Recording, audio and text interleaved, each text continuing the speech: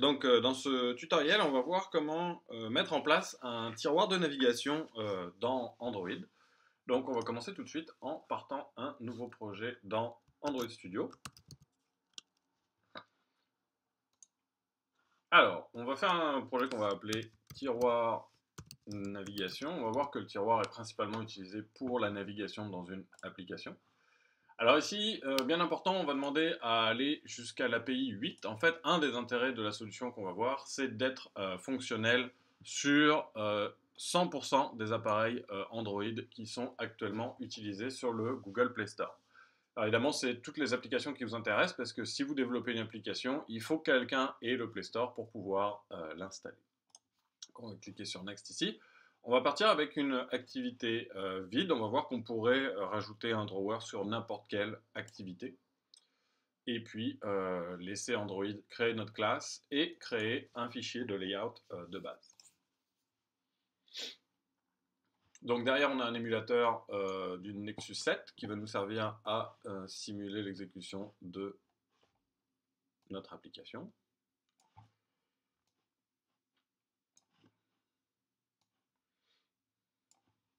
Voilà, donc Android est en train de compléter l'application tranquillement. Et on voit que maintenant on peut la lancer. Donc on va commencer par la lancer sur l'émulateur pour voir ce qui se passe. Ici, donc là on a un beau Nexus 9.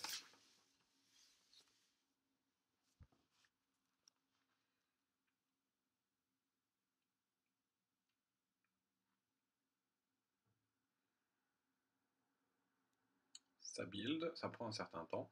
Alors pendant ce temps-là, on va aller regarder la page web dont on va se servir. Donc en fait, il y a quelques temps, les gens de chez Android ont sorti une librairie qui s'appelle la librairie de support de design. Et elle permet en particulier de gérer des navigation views avec un nouveau format qui s'appelle un tiroir de navigation avec un nouveau format qui s'appelle la navigation view. Donc on va voir que pour pouvoir utiliser tout ça, ça va commencer avec la dépendance Gradle que vous voyez ici tout à la fin. Donc on va la copier-coller. Alors on voit ici que notre application est en train de partir. Donc on voit ici notre application qui s'appelle Tiroir Navigation avec pour l'instant un simple Hello World à l'intérieur. Donc première chose qu'on va faire, c'est au niveau de notre script Gradle pour notre app ici, on va rajouter la dépendance. Alors la dépendance que vous trouvez sur le blog, elle était à la 22.2, mais il faut que ça fit avec, faut que ça corresponde en fait avec la version de votre app Compat V7 ici. Donc on va tout simplement ici corriger à 23.4, sauvegarder et demander à Android Studio de synchroniser le projet. Donc on voit qu'il n'y a pas eu d'erreur dans la synchronisation. Donc à partir de maintenant, on devrait être capable d'utiliser le drawer layout de la librairie de support. Alors comment ça fonctionne? On va remonter un petit peu dans notre page ici. Voilà. Et on vous donne ici un exemple. Alors ce qu'on vous dit, c'est qu'en fait, il faut que le layout soit un drawer layout. Donc on va prendre ça et on va le copier dans notre layout actuel. Donc là, on voit ici que pour l'instant, on avait un relative layout avec juste un text view à l'intérieur qui disait Hello World. Donc la première chose qu'on va faire, c'est de mettre un background pour pouvoir bien visualiser où est notre relative layout pour l'instant. Donc on va lui mettre une couleur 3, 8, 9. Donc on voit que ça va faire une espèce de bleu ici. Et relancer l'application.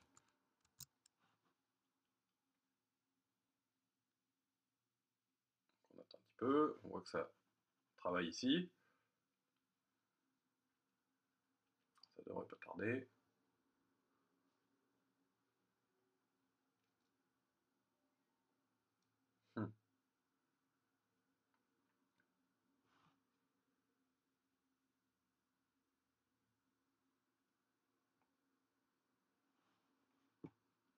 Donc là, il a arrêté l'ancienne version, il redémarre la nouvelle. Donc on voit ici que l'ensemble de l'écran est utilisé pour notre relative layout. Donc ce qu'on va faire maintenant, c'est qu'on va copier le morceau de code que Google nous donnait. Et en fait, il nous indiquait que notre layout devait se retrouver ici. Donc tout ce qu'on avait auparavant, ici, on va l'enlever d'ici, et ça va se retrouver à cet endroit-là. Alors, qu'est-ce que ça veut dire? En fait, dans un drawer layout, vous devez avoir deux éléments enfants. Le premier, ça va être le contenu de l'écran, et le deuxième, ça va être ce qui va s'afficher ou disparaître de la gauche. Alors on voit ici deux éléments qui sont en rouge, on va simplement les supprimer pour l'instant, sauvegarder et exécuter le tout.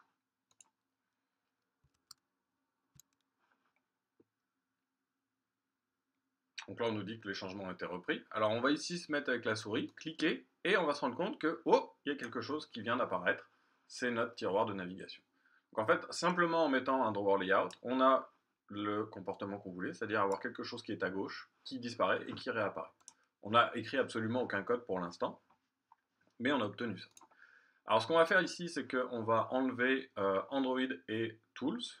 On voit ici qu'on avait déjà défini Android, donc on va retirer la définition des namespace XML. On va enlever ça qui n'est pas nécessaire dans le cadre de notre démo pour l'instant. Sauvegarder pour faire un petit peu de ménage. Donc là, on voit ici qu'on a bien notre relative layout qui est le premier enfant du drawer layout et notre navigation view qui est son deuxième enfant. Alors, si on revient ici, on se rend compte qu'on avait deux choses. Un header layout. Alors le header layout, c'est ce qui va se retrouver dans la partie supérieure ici. Donc par exemple, on pourrait mettre une image, un texte, quelque chose qui, par exemple, vous dit quel est le nom d'utilisateur avec lequel vous êtes enregistré. Et puis ensuite, en général, on a une série d'options. Et la série d'options, c'est ce qu'on va retrouver dans le menu. Alors, on va juste commencer par mettre en commentaire le layout. Alors malheureusement, on aimerait pouvoir mettre en commentaire, mais ce qui se passe, c'est qu'en fait, Android Studio n'accepte pas les commentaires à l'intérieur d'une balise. Donc on va juste le mettre un petit peu plus loin pour pouvoir le conserver. Et la première chose qu'on va faire, c'est créer le menu drawer. Donc si vous utilisez le quick fix d'Android Studio ici, il va vous proposer automatiquement de créer le fichier qui correspond au menu dans le bon répertoire. Et il nous a créé ici un commencement de menu. Alors ce qu'on va faire, c'est qu'on va aller prendre ce qui vous est conseillé ici. Donc on nous spécifie un groupe où un seul peut être activé en même temps d'items. Donc on va aller copier ça dans notre menu.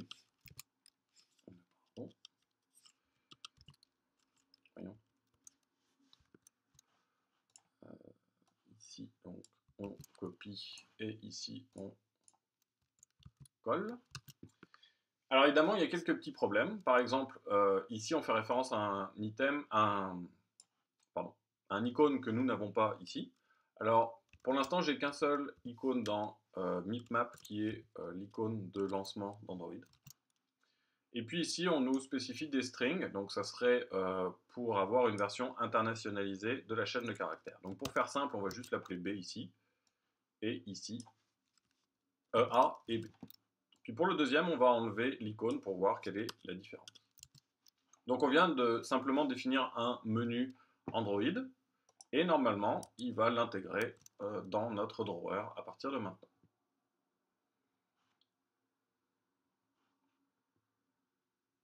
Donc notre application s'arrête et redémarre. On va aller chercher notre menu ici. Et on voit notre option A et notre option B qui sont juste là. Donc a priori, on a ici le petit icône. Vous voyez que l'option B, elle, n'a pas l'icône qui a été mise en face. Alors au niveau de Android, on nous spécifie aussi qu'il y a la possibilité de faire des sous-items. Donc on va essayer d'en mettre un ici. Donc à l'intérieur de notre groupe, on va spécifier un sous-bloc. Donc là, par exemple, on va dire que c'est la catégorie C avec les deux sous-menus C1 et C2. Donc les seules choses qui seront cliquables, c'est C1 et C2. Et ici, on va avoir une espèce de titre pour la catégorie de ces deux boutons-là. On va encore une fois enlever les deux icônes, parce que pour l'instant, on n'en a pas. Évidemment, on pourrait rajouter des icônes spécifiques pour correspondre à ce que fait le bouton. Donc on relance notre application.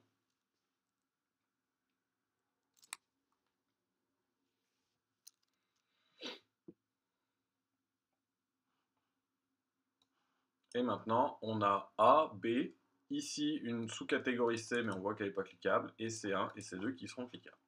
Alors malheureusement, pour l'instant, on a un menu qui s'affiche, mais on n'est pas capable de réagir à un clic sur une option de notre menu.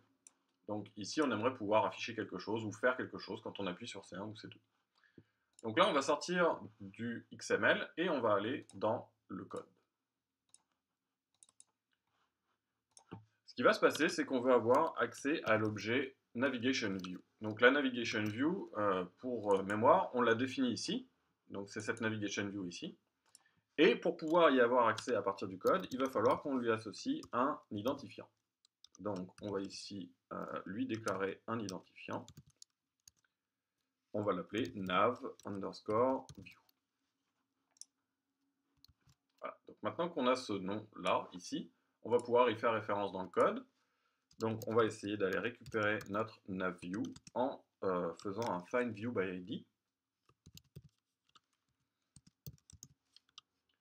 sur l'identifiant qu'on vient juste de spécifier qui est navView. Donc à partir de ce moment-là, on a accès à notre vue de navigation et on va pouvoir lui spécifier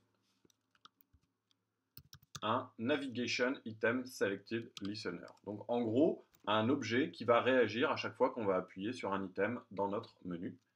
Donc ici, on va lui mettre un New On Navigation. Donc là, si vous faites Enter, il va tout simplement générer automatiquement le listener. Donc une fois qu'on est ici, ce qu'on va faire, c'est que pour l'instant, on va tout simplement afficher un toast. Évidemment, on pourrait faire ce qu'on veut en termes de code. Habituellement, dans un drawer, ce qu'on va faire, c'est démarrer une activité qui correspond à ce qu'on voulait faire. Donc ici, on va simplement afficher l'item sur lequel on a cliqué, item qui nous est passé en paramètre ici. Dans un toast de courte durée, et surtout ne pas oublier d'appeler show à la fin. La valeur ici dit est-ce que cet item doit être sélectionné ou pas. Donc est-ce qu'il doit rester sélectionné après qu'on ait appuyé dessus. Donc ici on va dire false, puisque a priori de toute façon on voudrait changer l'activité. Donc on relance notre application avec ce code-là pris en compte.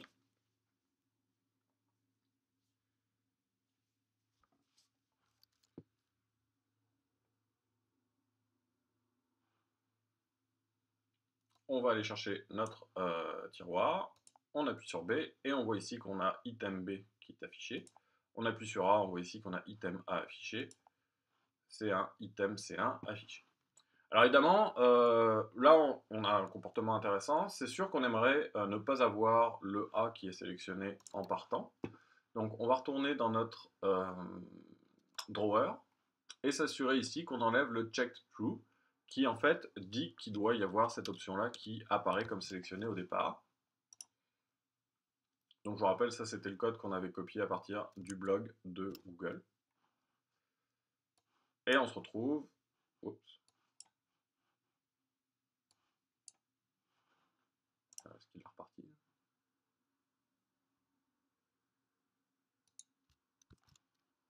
Ok.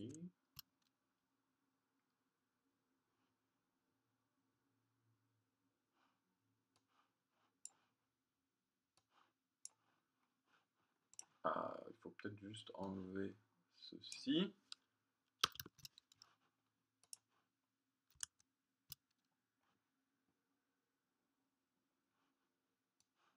Ok, donc là on n'a plus d'objet qui a été sélectionné, mais on a toujours le comportement où si on appuie dessus, on obtient l'item. Alors évidemment, une des choses qu'on aimerait obtenir à chaque fois qu'on appuie sur l'item, c'est que le tiroir se ferme. Quand on sélectionne une option, ça devrait automatiquement fermer le tiroir. Alors on va voir comment faire ça. Au niveau de notre code ici, il va falloir qu'on récupère une référence vers notre drawer layout.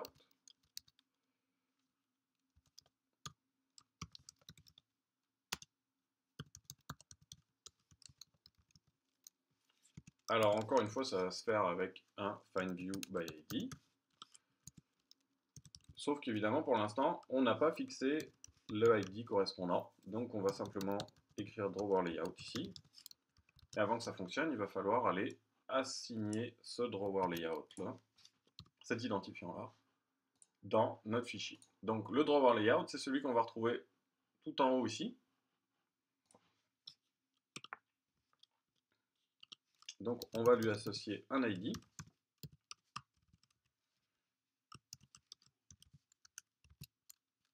Drawer layout. Une fois qu'on a ça, dans le main activity, en récupérant cet objet-là, on va pouvoir appeler une méthode de l'objet drawer layout qui s'appelle closeDrawers, qui permet de fermer tous les tiroirs qui sont actuellement ouverts.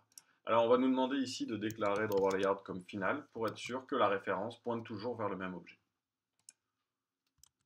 On redémarre notre code.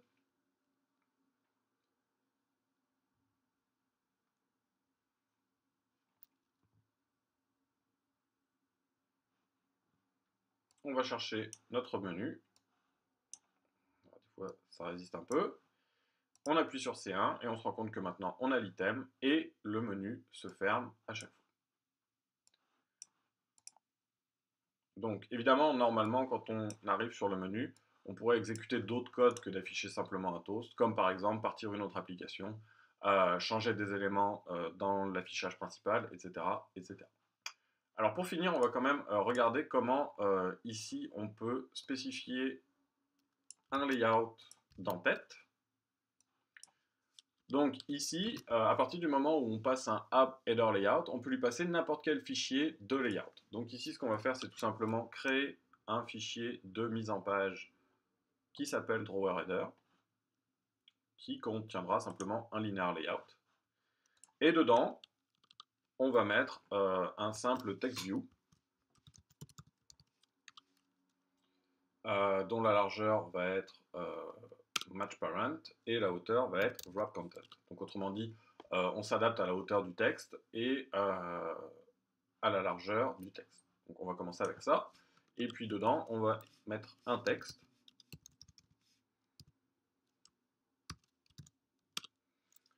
Donc ici, on va se faire une string internationale, header, underscore text. Donc juste pour rappel, quand vous faites référence à une chaîne qui n'existe pas, si vous utilisez le quick fix ici, il va automatiquement créer la chaîne dans votre local par défaut, votre traduction par défaut. Donc ici, on va écrire header.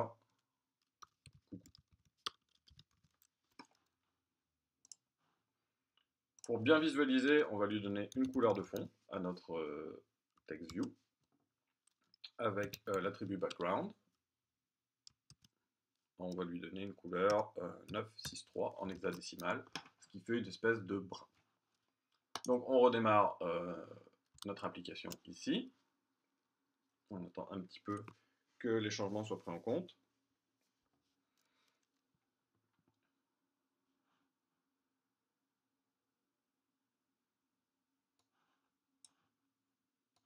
Attention.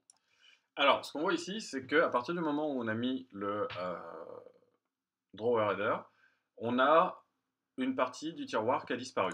Alors ça, c'est dû au fait ici qu'on avait spécifié dans notre drawer layout d'essayer de correspondre à la hauteur de la fenêtre. Donc si jamais on supprime cet attribut-là, qui venait encore une fois du bloc d'Android, on va se retrouver à retrouver un comportement correct, où on voit ici notre header coucou qui s'affiche avec une drôle de couleur de fond, nos premiers items et nos deux items ici en sous-catégorie. Alors juste pour voir quelque chose d'un petit peu plus propre, ce qu'on va faire, c'est qu'au niveau de notre drawer header ici, au lieu de demander un wrap content, on va lui donner une hauteur explicite, donc ici 100 dp. On va également ajouter un padding autour de tous nos éléments pour que ça soit un tout petit peu plus clair, et lui donner une couleur plus claire aussi, D par exemple, pour qu'on voit mieux ce qui se passe.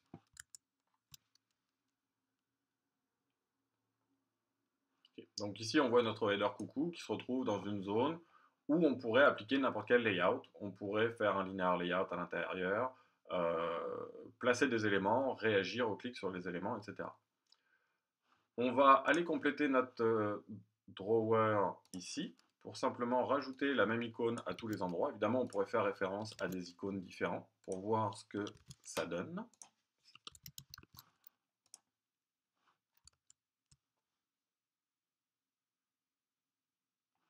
Donc ici, on voit nos catégories avec nos boutons. Donc on pourrait avoir un icône spécifique pour chaque icône.